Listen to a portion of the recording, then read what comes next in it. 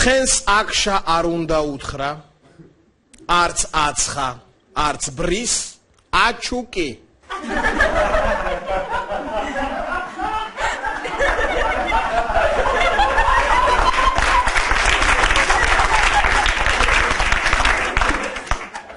დღეს ქართულ ფილმს წაგიკითხავთ, ეს გახლავთ ბაში აჩუკი.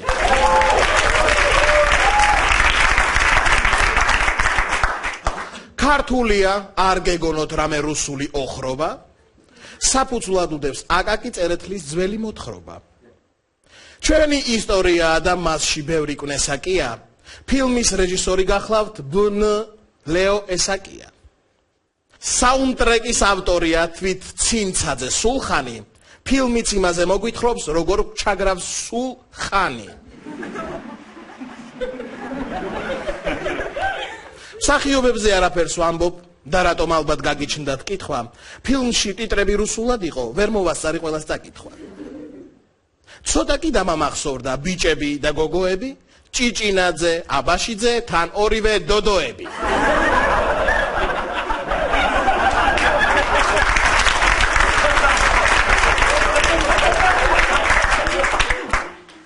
ეს ფილმი კარგად ასახავს ბახტრიონის მძიმე ბრძოლას, კობერიძე თამაშობს ქართველ ვილიამ უოლას. ქვეყანაში ცუდი დროა, გვაწევს ხარკი და ვალები, მაშინ ბანკები არ იყო, ფულს გვახევდნენ ოსმალები.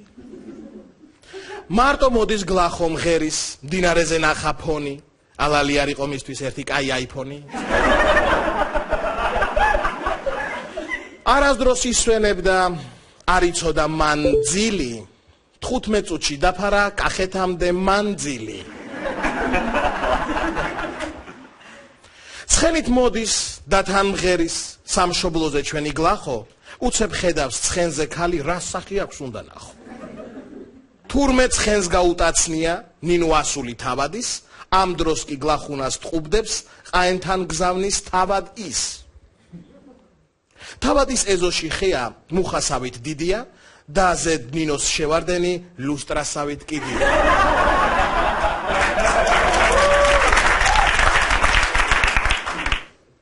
გლახო თავადის ასულის შევარდენს თოფით აუშვებს, სანამ ეს კაცი მოვიდა ხეზე ვერავინ აუშვეს. ნინომ ბაზიერს მიმართა, ეს მიმინო და მიკავე, დიდგვაროვანი ქალი ხარ, წადი სადმე ისვეცკავე. გლახოს ბაზიერმა უთხრა, ხანთან მიხავთ შენი დები, შენ ვინ გითხრა, როდის, რატომ, აუ სიმონ გავგიჟდები. წამოვიდა გლახო დაგზად დოლის ხმას ყური მიუგდო, ტრიალველზე გაუმართავთ ყიზილბაშური ძიუდო. აბდუშაჰილი წრეებზე დადის, დაელოდება სპარინგ პარტნიორს, უნდა რომ ვინმე ქართველი ბიჭი გამოვიდეს და ამანატრიოს. მაღალი და ათლეტური, კაცრი მზერა, ცხვირი სწორი, წარმოშობით ქართველია, ჰოროსკოპით კი სასწორი. ჭიდაობას აფორმებენ ფანდურებით და ჭიპონით, აბდუშაჰილს ჩვენი გლახო დაანარცხებ ძირს იპონით. ყიზილბაშები ყვიროდნენ ვინა ან სადაური, ვიღაცა მისიც კითხვა რომ ზურა ზვია დაური.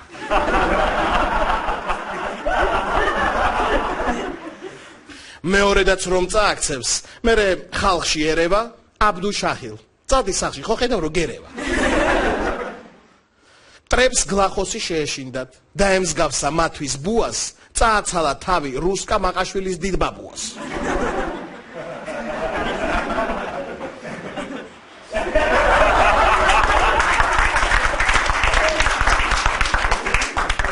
დაარბენინებს თავის ცხენს, სადახარ ყავს ნატარები, ბაშიაჩუკს გაჰკვირიან წარაკუა პატარები. ბავშვების ამ შეძახილზე კიდევ მაქვს ერთი ვერსია, გეტყვით და თქვენ გადაწყვიტეთ რომელი უკეთესია. ბაშიაჩუკი შეარქვეს გლახუნას ყიზილბაშებმა და მერე ამის ზახილით ტვინი მოხნეს ბავშვებმა.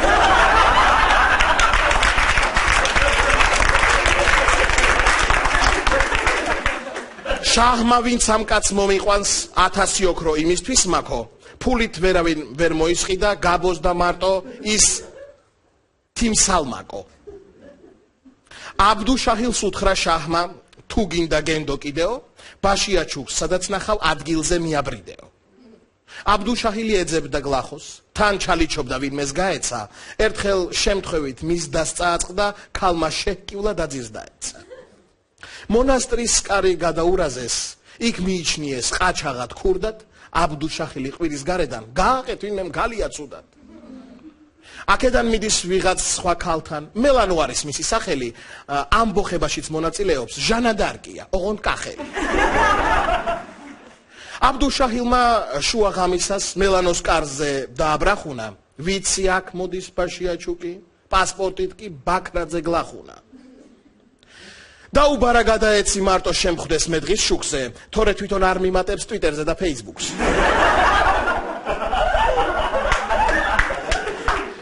ამასობაში მონასტერს თავს ესხმის ყიზილბაშობა, თავისი დიდი შაჰისთვის უნდათ გაზიდო ნაშობა.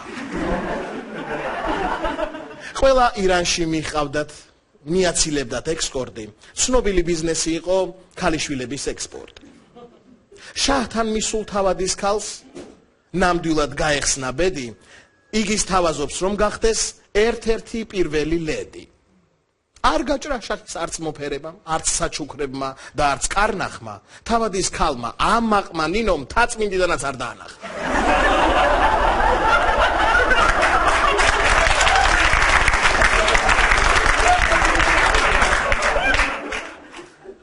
სანამ ყაენი თავს იქცევს ჰარამხანაში აბდლობით, კახეთში ბუნტი მზადდება ჩოლოყაშვილის სარდლობით. ქართველი ხალხის გვერდში დადგომას განაყაენთან ყოფნა ერჩივნა, მაგრამ სამშობლო თურმე მაშინაც ბიძინას უნდა გადაერჩინა.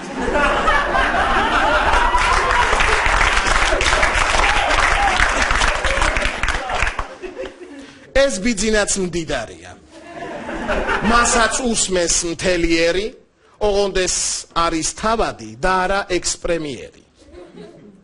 ბაშიაჩუქსა მაშვრალსა წუხრად მუნ მისვლა მოუხდა. მე ასე არ ვლაპარაკობ, უბრალოდ ამ ფილმს მოუხდა. მზისამ კი აბდუშაჰილი მოიყვანა გუნებაზე, მაშინ კლუბები სად იყო, მიყავს ამ შეთქმულებაზე.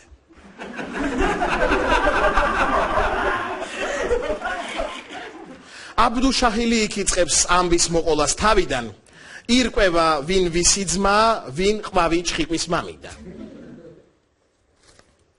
თურმე ქართველი ყოფილა, გასკდა ბაზრიდან, ძმურიდან, გატაცებული თელავის სოფელ კურდღელაურიდან. ხალით არკვევენ ვინა რეჟისორის მითითებით, არა დაწერეთელს ჰქონდა დედანში ფეხის თითებით.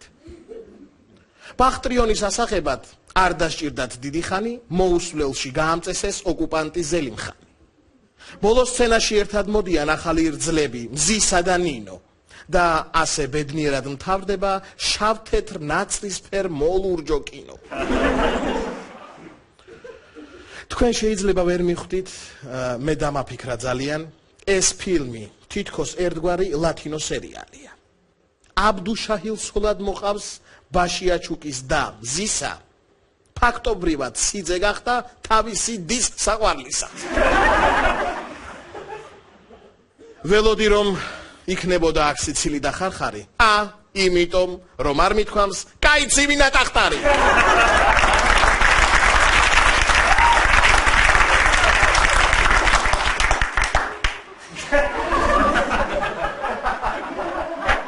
საქართველო გამოცოცხლდა, მტერმა კი დაიძინა, იმიტომ რომ ერთად იდგნენ ბაქრაძე და ბიძინა.